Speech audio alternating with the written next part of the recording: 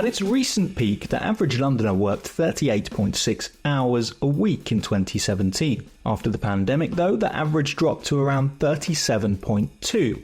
Though since the third quarter of 2021, the time people spend at their computer or in the office appears to be trending downwards in a new age of flexi working, with Fridays becoming more of a half day, if a working day at all, particularly among white-collar workers.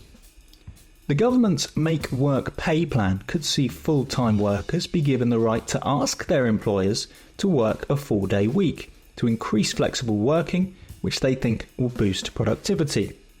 It's not akin to more leisure time yet though, as employees would still have to work their full hours to receive their full pay, but could request to compress their contracted hours into a shorter working week.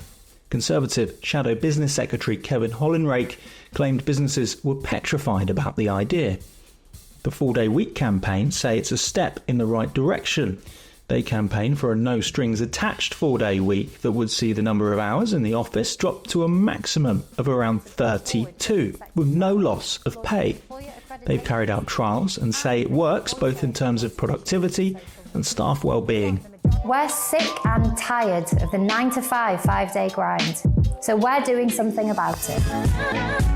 I mean, we broadly welcome this move, and we think that's because, it's in recognition of the fact that clearly everything is pointing towards a kind of future of work where we are working 4 days a week. We think that recognises that.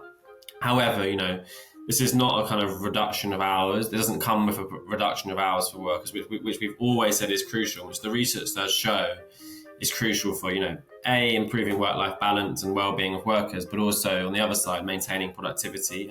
There is a danger of kind of compressed hours. People work, particularly where you're working 40 hours a week or longer.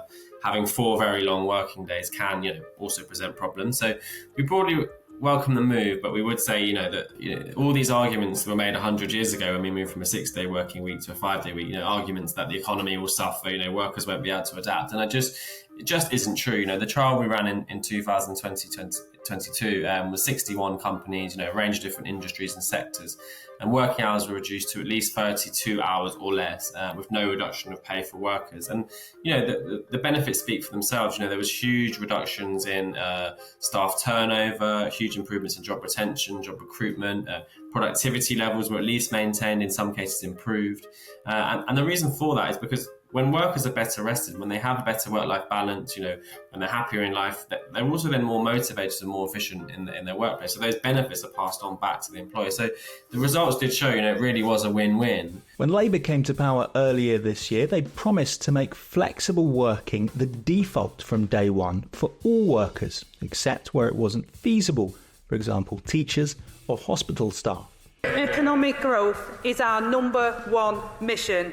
Details are expected in the autumn, when a law to create a new package of workers' rights is expected to begin its journey through Parliament. The Tories' Hollinrake said Angela Rayner's French-style approach will make it more expensive to do business in the UK, but Labour say any changes to employment legislation will be consulted on, working in partnership with business.